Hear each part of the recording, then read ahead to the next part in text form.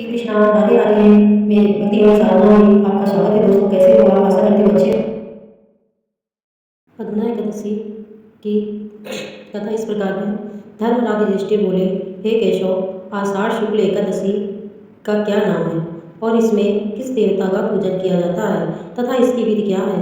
और केशव विस्तार पूर्वक कहिए। श्री कृष्ण कहने लगे, हे युधिष्ठिर, एक समय नारद जी ने ब्रह्मा जी से यही प्रश्न किया था। तब ब्रह्मा जी ने उत्तर दिया, हे नारद, एक एकादशी पद्मनाम से विख्यात है। इस एकादशी का व्रत करने से समस्त पाप नष्ट हो जाते हैं। जो व्यक्ति इस एकादशी के व्रत को नहीं करते वे नरकगामी होते हैं। इस व्रत के करने से भगवान विष्णु प्रसन्न होते हैं। अब मैं तुमसे इसकी पौराणिक कथा कहता हूँ, ध्यानपूर्वक सुनो। सतयुग में सूर्यवंश में मांधाता नाम का एक चक्रवर्ती राजा था। वह सत्यवादी और महान प्रतापी था। वह अपनी प्रजा का पुत्रवत पालन किया करता था। उसके राज्य में कभी अकाल नहीं पड़ता था। एक समय उस राजा के राज्य में 3 वर्ष तक वर्षा न होने के कारण अकाल पड़ गया।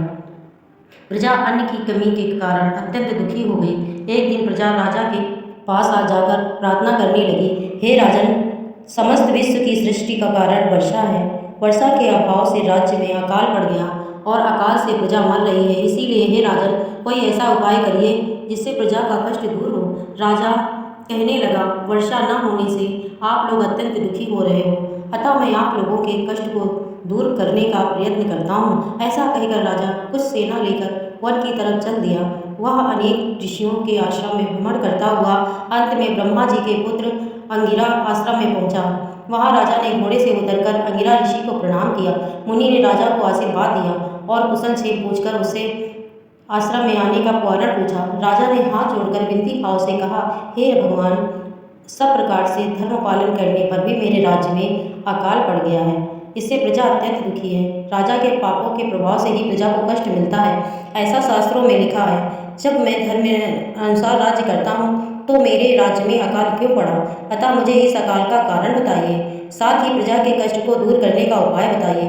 इतनी बात सुनकर ऋषि कहने लगे, हे राजन, यह सतयुग सब युगों में उत्तम है। इसमें धर्म के चारों चरण सम्मिलित है, अर्थात इस युग में धर्म का पूर्ण पालन होता है। सतयुग सब युगों में उत्तम है। इसमें धर्म के चारों चरण सम्मिलित है, अर्थात इस युग में धर्म का पूर्ण पालन होता है। सतयुग में केवल ब्राह्मणों को ही वेद पढ़ने और तप का अधिकार है, परंतु आपके राज्य में एक शुद्ध तपस्या कर रहा है। इसी दोष के कारण आपके राज्य में वर्षा नहीं हो रही है। यदि आप प्रजा का भला चाहते हो तो उस शूद्र का वध कर दो। इस पर राजा कहने लगा कि महाराज, मैं उस निरपराध तपस्या करने वाले शूद्र को किस तरह मार सकता हूँ? आप इस दोष से छुटकारा पाने का कोई उपाय बताइए। तब ऋषि कहने लगे, राजन, यदि तुम अन्य उपाय जानना चाहते हो तो सुनो। आषाढ़ मास के शुक्ल पक्ष की पद्मा नाम की एकादशी का विधि पूर्वक व्रत करो। व्रत के प्रभाव से तुम्हारे राज्य में वर्षा होगी और प्रजा सुख पाएगी, क्योंकि इस एकादशी का व्रत सब सिद्धियों को देने